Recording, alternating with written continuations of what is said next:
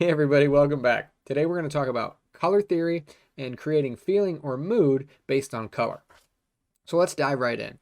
First, let's talk a little bit about color mixtures. So first we have the additive. These are colors created by light. We have Roy G. Biv, so red, green, blue. And then you can see all of these colors add together and you have white in the middle here. But red and blue, the colors of light, you kind of get this violet in here, and then red and green, this additive method. You get this yellow in here, and then you get the white in there, but basically you can get all the other colors from this additive process, and this is by using light. Most of us are probably used to the subtractive method. So you have the red, yellow, and blue, and you kind of mix all these colors together. This is when you were, mixing paints. If you're a painter, you mix those paints together, and then you get the colors based on the colors that you mix together. So you mix red and yellow together, you get orange. You mix all the colors together, and you get black. So those are just different ways that color works. So let's look at a little bit more here. Some color vocab. So hue is the common color name. So again, Roy G. Biv, red, green, blue. Saturation is the intensity or purity of that color, and value is the lightness or darkness of that color. So I'm going to flip over to Photoshop and take a peek at some color. So we're all used to Photoshop. This is the Photoshop color picker here. What we have here is, by default, most of us probably are on the hue, the H. So this is hue, saturation, and brightness. So the hue is actually picking, that color picker is picking the color based on essentially the name of that color, that specific name. Okay, and you can see that we can change, that color spectrum here. We can change those colors based on that name. We can change to web colors, and you can kind of see that a little bit easier. You kind of see that spectrum of color. We don't really need to do that, but the colors actually here have a value associated with them, and they also have a hex code associated with them as well. We can actually go to color libraries, and each one of these colors has a Pantone. We can look at the Pantone. Look at all these different color libraries in here that have a name. So, different Pantones, every color has to have a name. So that's where we're starting off. Let me get my color picker back here. So that's going to be the hue, the specific name of that color. Okay. And then if we jump down, and you can see we can kind of navigate within here, but really we're looking at the hue. If we move this to the top corner here, we're looking at the hue, and it's kind of changing based on that. Everything has a name. And then if we look at the saturation, okay, so this is the purity of that color. So, it's either less or more pure, and really it's just kind of changing the intensity of that color. It's either less or more intense for that color. And you can see this new color spectrum here that we have now. We can kind of navigate through that and choose different colors. We can also change the saturation slider of that color once we kind of have it picked, or the hue. So we're choosing kind of the hue, here. We can choose that hue, and really on here we can kind of move it anywhere, but we can choose that hue, and then we can change that saturation of the overall, all of these within that color area here. And the last one is brightness. So light or dark value. Okay, so again, we're using this color picker to either go from a lighter value to a darker value. And if we go all the way to dark, we get black. All right, so those are just different ways to look at color. And Photoshop's a pretty good example of that. We also have RGB here that we can use, so we can change that color picker hit there. And then we have CMYK, which we can actually dial those in. Okay. So that's just a little bit within Photoshop, but let's jump over to the World Wide Web of the Google, and let's look at the color wheel. And actually, there's different kinds. We can look at color wheels. I can make that plural. So a bunch of different color wheels associated here. Classic color wheel here kind of shows you, adding this will do this, kind of gives you the primary colors, the secondary colors, warm colors, cool colors, kind of gives you the mixture guide for creating color. And you can see there's a bunch of different types of color wheels within here, but they all are based, kind of with what we were talking about earlier. So color mixing, CMYK, that'll be cyan, magenta, yellow, and black. So this is for print. And then RGB, red, or Roy G. Biv, red, green, blue. These are for basically anything that's not print. So a computer screen, your phone, all of that. And we have grayscale, which is basically just value-based, black and white only. and then HSB, that hue, saturation, and brightness. We kind of looked at that. And you can see some of the meanings of these. You know, what does red mean? What does purple mean? What does blue mean? We're going to look at that in a moment. But you can see their relationship is pretty important. The primary colors, how those are related within that triangle. There's square, triad, complementary colors, kind of opposite sides there. So there's a bunch of different variations of color. And actually, let me pause for a second. I have a really cool web-based color picker that I can jump on and show you. Actually, this is one I didn't know about. This is just the color picker. If you just Google color picker, this is like Google's little color picker here that, you know, does basically all the things that we were talking about. So that's kind of neat. So that's kind of different. That's not what I was looking for, but give me one sec. Let me find the website I was looking for.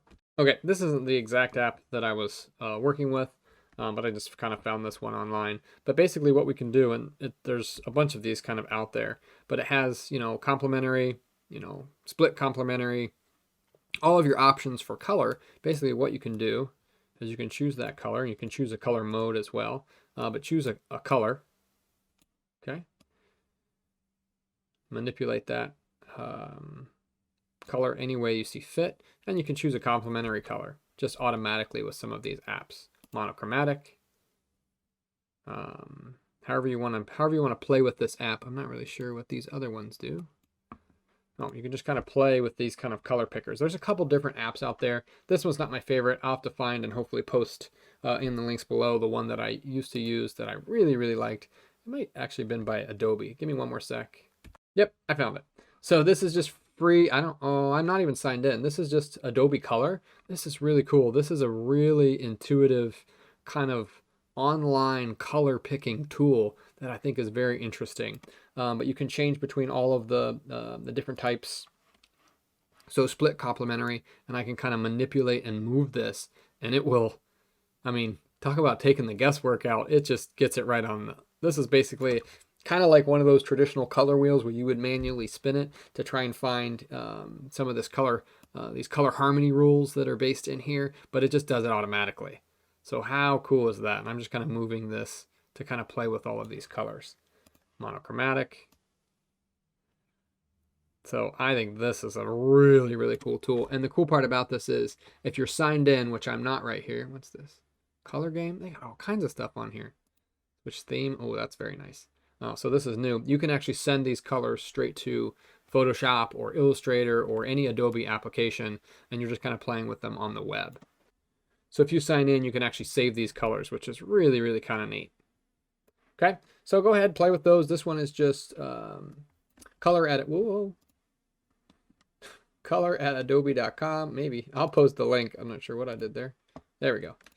I will post this. This is the one I was thinking of. Explore. Yeah, they just have all of this cool color of the year 2020 classic blue. Oh, go figure.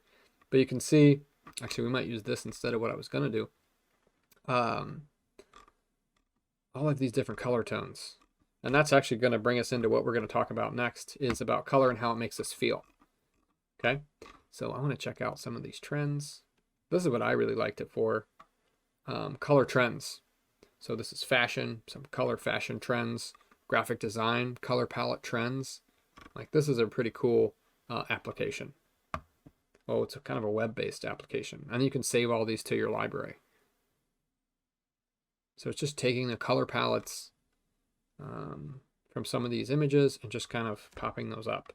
So let's see if we can do some option here. Also mood. So if I do happy, maybe. What kind of color palette do I get here? Hey, so these are color palettes based on happiness, essentially. Okay, so all of these different color palettes based on some of these images. Now, before we dive into that too much, I'm going to talk a little bit more about color here. So let's look at some classic paintings here. We have one by Van Gogh with this overall kind of yellow, orange, blue color palette, but this really heavy yellow really makes this person sitting here feel very subdued, kind of down, brings them kind of down, and there's just that yellow, you know, kind of weighing on them, and they're just kind of sitting there reading their book, very subdued kind of feel. Mark Rothko, an artist that uses basically just a lot of color. So just color to kind of tell story and feeling. So these are all Rothkos. You've probably seen these. So big, these are huge too. Like these are larger than life. You can see the size of a person, and some of these paintings are basically larger than life. Okay. You got Picasso in his blue period here. So basically just using the value blue, that hue through all of these. Very interesting. Okay. You got Warhol and some of his pop art, but then some of the uses of color for Andy Warhol here. You can see some of his works here. So we're just kind of poking around, looking at how color kind of influences the way that we feel. So like really the psychology of color. So like the color red. Okay, how does the color red make you feel? And there's some kind of giving it away. Angry, you know, happy, powerful, love. You think of some of those feelings and emotions from the color red. You look at, and we're going to start kind of in this warmer. So we're going to work from red, and then we're going to go to blue. Then you got some of these yellows. Definitely has kind of a pop, brightness, energy. You can see some companies that use the color yellow in their branding, so that's pretty important. You can see warmth through some of this, pretty warm color overall. You know, you think of some of these icons for school, heavily used, schools heavily used yellow, and, you know, kids, for kids' toys.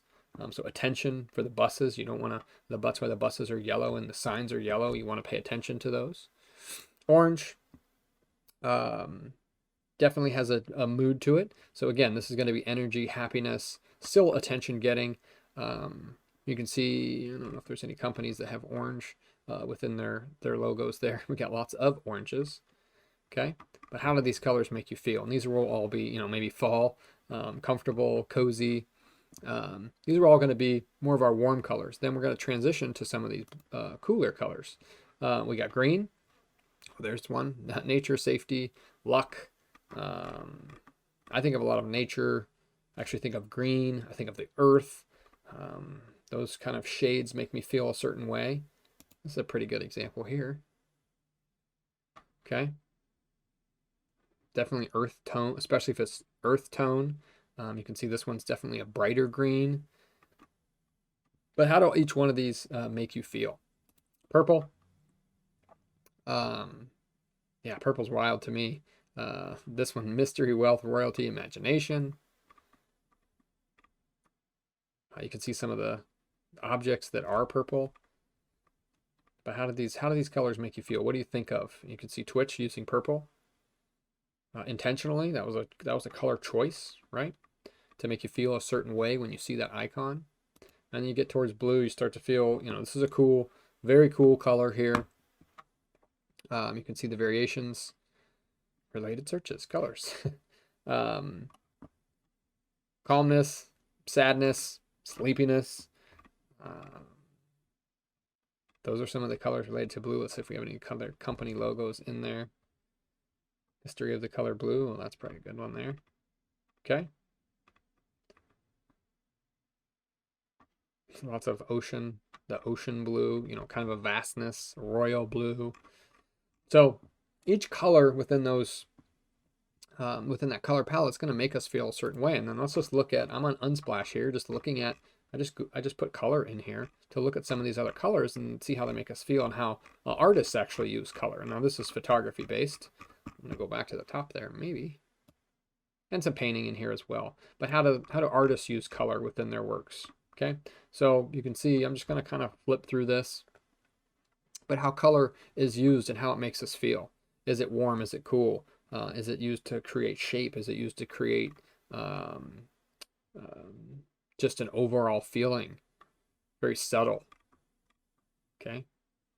Is it used to kind of draw attention to it? So that's a real sunset. That's pretty amazing if they didn't Photoshop that one. Some of these obviously are Photoshop, but like, you know, when it's just orange, how does that make us feel? When it's so strong, it's just one color. Then there's a variation of color within there. These mixing of colors. Let the how light passes through objects that are based on color. You know, some of these paintings we find on buildings and such. How do those make us feel based on color? Architecture with color. You know, just one color. Really like this, you know. How does this make you feel when you want to definitely, I want to just go there to check this out. I wish, you know, every basketball court was painted this bright and kind of fun with all these fun colors. Okay, so we can kind of see, you know, within design, within life, within different styles, how color makes us feel. I thought this one was interesting. Okay, so the use of color here, how is color used intentionally, right? How do we use color intentionally? And then nature, there's so many different colors and variation in color in nature. And how does nature use color to tell its story? Okay, because obviously we're in charge of color sometimes within our own story. Kind of a fun one. But how does nature use color to tell its story? You know, you think of like a bright colored like tree frog. What's its story? Usually a bright colored tree frog is probably going to be poisonous. Like, stay away from me. Some of the other animals that maybe blend into nature with more of those kind of camouflage style colorings, like how do those animals fit into nature? So there's a lot that goes into kind of the thinking of color here and the psychology of color, and this is a great place to kind of start. You can kind of mess around with some of these and just kind of look at color, kind of see how it makes you feel. And this is kind of just a fun little app that says that will change colors based on your settings, your harmony, your different color harmony rules over here, complementary. And then I really like the trends is kind of cool. The trends of color. I don't know. Okay, we can do view more. Let's look at some in illustration. So some of these trends within color, like how do they make us feel? What is some of the goals of some of these? So pretty neat. This is a pretty neat concept, but overall color. Okay, so that's what we're talking about, the theory of color. We're not going to go in too much more detail. A couple books that you can use to, you know, research color a little bit more. I'll put in the links below. But pretty much that's all I got for you today for color. So hopefully you enjoyed that one, and I'll see you next time.